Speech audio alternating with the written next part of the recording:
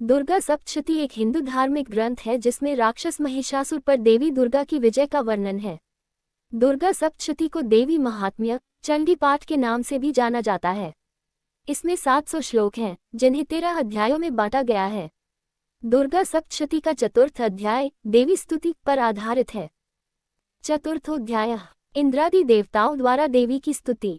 ध्यान सिद्धि की इच्छा रखने वाले पुरुष जिनकी सेवा करते हैं तथा देवता जिन्हें सब ओर से घेरे रहते हैं, उन जया नाम वाली दुर्गा देवी का ध्यान करें। उनके श्रीअंगों की आभा काले मेघ के समान श्याम है। वे अपने कटाक्षों से शत्रु समूह को भय प्रदान करती हैं।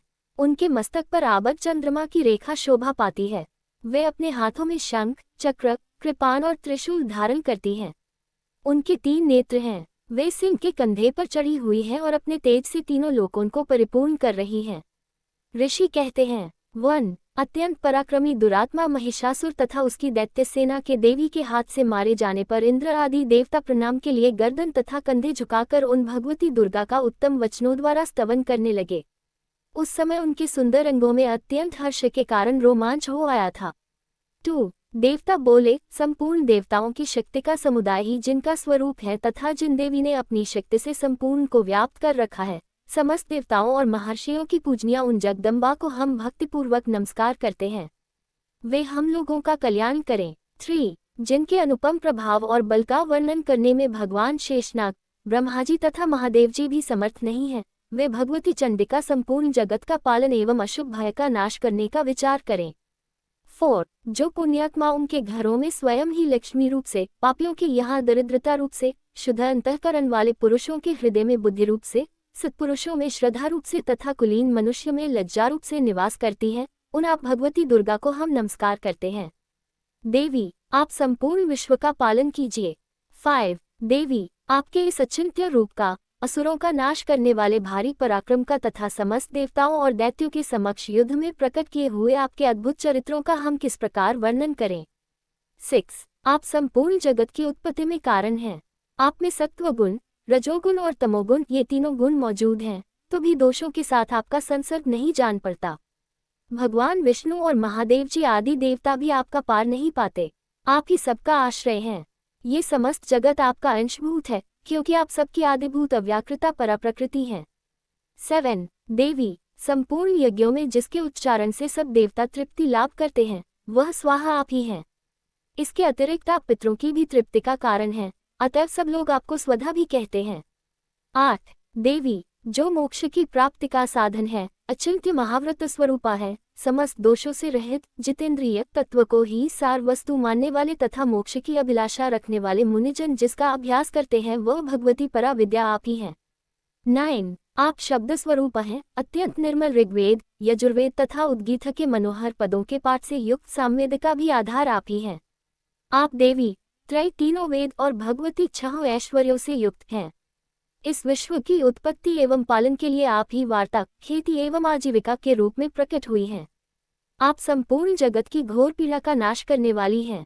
10 देवी, जिससे समस्त शास्त्रों के सार का ज्ञान होता है, वह मेधा शक्ति आप ही हैं। दुर्गम भवसागर से पार उतारने वाली नौकारूप दुर्गा देवी भी आप ही हैं। आपकी कहीं भी आसक्ति नहीं है। कैटब के शत्रु भगवान विष्णु के वक्षस्थल में एकमात्र निवास करने वाली भगवती लक्ष्मी तथा भगवान चंद्रशेखर द्वारा सम्मानित गौरी देवी भी आप ही हैं। 11 आपका मुख मंद मुस्कान से सुशोभित, निर्मल, पूर्ण चंद्रमा के बिंब का अनुकरण करने वाला और उत्तम सुवर्ण की मनोहर कांति से कमनीय है, तो भी उसे देखकर महिषासुर को क्रोध हुआ और सहसा उसने उस पर प्रहार कर दिया। ये बड़े आश्चर्य की बात है। 12 देवी, वही मुख जब क्रोध से युक्त होने पर उदयकाल के चंद्रमा की भांति लाल और तनी हुई भौहों के कारण विकराल हो उठा, तब उसे देखकर जो महिषासुर प्राण तुरंत नहीं निकल गए, यह उससे भी बढ़कर आश्चर्य की बात है, क्योंकि क्रोध में भरे हुए यमराज को देखकर भला कौन जीवित रह सकता है। 13 देवी, आप प्रसन्न हो, परमात्मा स्वरूपा आपके प्रसन्न होने पर जगत का अभ्युदय होता है और क्रोध में भर जाने पर आप तत्काल ही कितने कुलों का सर्वनाश कर डालती हैं।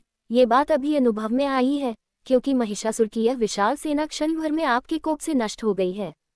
14 सदा अभ्युदय प्रदान करने वाली आप जिन पर प्रसन्न रहती हैं, वे ही देश में सम्मानित हैं, उन्हीं को धन और यश की प्राप्ति होती है, उन्हीं का धर्म कभी शिथिल नहीं होता तथा वे ही अपने हृष्टपुष्ट स्त्री, पुत्र और भृत्यों के साथ धन्य माने जाते हैं। 15 देवी, आपकी ही कृपा से पुण्यात्मा पुरुष प्रतिदिन अत्यंत श्रद्धापूर्वक सदा सब प्रकार के धर्मानुकूल कर्म करता है और उसके प्रभाव से स्वर्गलोक में जाता है, इसलिए आप तीनों लोकों में निश्चय ही मनोवांछित फल देने वाली हैं।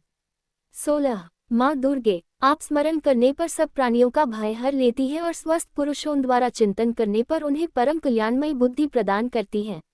दुख, दरिद्रता और भय हरने वाली देवी, आपके सिवा दूसरी कौन है जिसका चित्त सबका उपकार करने के लिए सदा ही दयार्द्र रहता हो। 17 देवी, इन राक्षसों के मारने से संसार को सुख मिले तथा ये राक्षस चिरकाल तक नरक में रहने के लिए भले ही पाप करते रहे हों, इस समय संग्राम में मृत्यु को प्राप्त होकर स्वर्गलोक में जाया, निश्चय ही यही सोचकर आप शत्रुओं का वध करती हैं। 18 आप शत्रुओं पर शस्त्रों का प्रहार क्यों करती हैं? समस्त असुरों को दृष्टिपात मात्र से ही भस्म क्यों नहीं कर देती? इसमें एक रहस्य है, ये शत्रु भी हमारे शस्त्रों से पवित्र होकर उत्तम लोकों में जाया, इस प्रकार उनके प्रति भी आपका विचार अत्यंत उत्तम रहता है।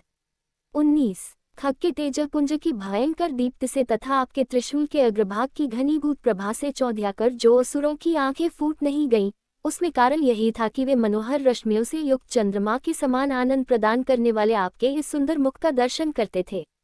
20 देवी, आपका शील दुराचारियों के बुरे बर्ताव को दूर करने वाला है, साथ ही यह रूप ऐसा है जो कभी चिंतन में भी नहीं आ सकता और जिसकी कभी दूसरों से तुलना भी नहीं हो सकती, तथा आपका बल और पराक्रम तो उन दैत्यों का भी नाश करने वाला है जो कभी देवताओं के पराक्रम को भी नष्ट कर चुके थे।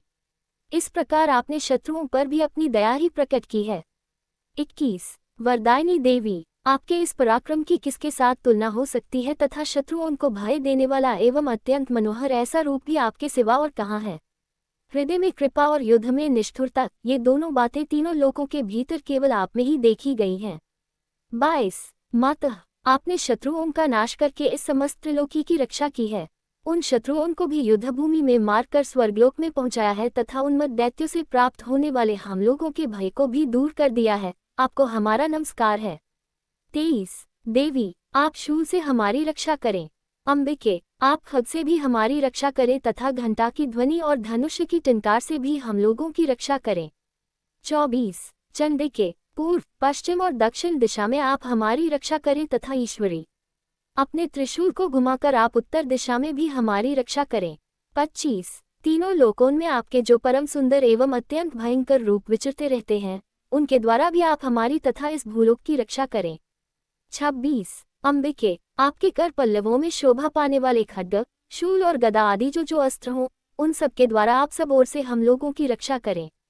27 ऋषि कहते हैं। 28 इस प्रकार जब देवताओं ने जगन्माता दुर्गा की स्तुति की और नंदनवन के दिव्य पुष्पों एवं गंध चंदन आदि के द्वारा उनका पूजन किया, फिर सबने मिलकर जब भक्तिपूर्वक दिव्य धूपों की सुगंध निवेदन की, तब देवी ने प्रसन्नवदन होकर प्रणाम करते हुए सब देवताओं से कहा। 29-30 देवी बोली। 31 देवताओं, तुम सब लोग मुझसे जिस वस्तु की अभिलाषा रखते हो उससे मांगो। 32 देवता बोले। 33 भगवती ने हमारी सब इच्छा पूर्ण कर दी, अब कुछ भी बाकी नहीं है। 34 क्योंकि हमारा ये शत्रु महिषासुर मारा गया। महेश्वरी, इतने पर भी यदि आप हमें और वर देना चाहती हैं। 35 तो हम जब जब आपका स्मरण करें तब तब आप दर्शन देकर हम लोगों के महान संकट दूर कर दिया करे तथा प्रसन्नमुखी अंबिके, जो मनुष्य इन स्तोत्रों द्वारा आपकी स्तुति करे उसे वित्त, समृद्धि और वैभव देने के साथ ही उसकी धन और स्त्री आदि संपत्ति को भी बढ़ाने के लिए आप सदा हम पर प्रसन्न रहें। 36-37 ऋषि कहते हैं। 38 राजन, देवताओं ने जब अपने तथा जगत के कल्याण के लिए भद्रकाली देवी को इस प्रकार प्रसन्न किया, तब वे तथास्तु कहकर वहीं अंतर्धान हो गईं। 39 भूपाल, इस प्रकार पूर्व काल में तीनों लोकों का हित चाहने वाली देवी जिस प्रकार देवताओं के शरीरों से प्रकट हुई थी, वह सब कथा मैंने कह सुनाई। 40 अब पुनः देवताओं का उपकार करने वाली वे देवी दुष्ट दैत्यों तथा शुंभ निशुंभ का वध करने एवं सब लोगों की रक्षा करने के लिए गौरी देवी के शरीर से जिस प्रकार प्रकट हुई थी, वह सब प्रंग मेरे मुंह से सुनो, मैं उसका तुमसे यथावत वर्णन करता हूँ। 41-42 इस प्रकार श्रीमार्कंडेय पुराण में सावर्णिक मनवंतर की कथा के अंतर्गत देवी महात्म्य में शक्राद स्तुति नामक चौथा अध्याय पूरा हुआ। 4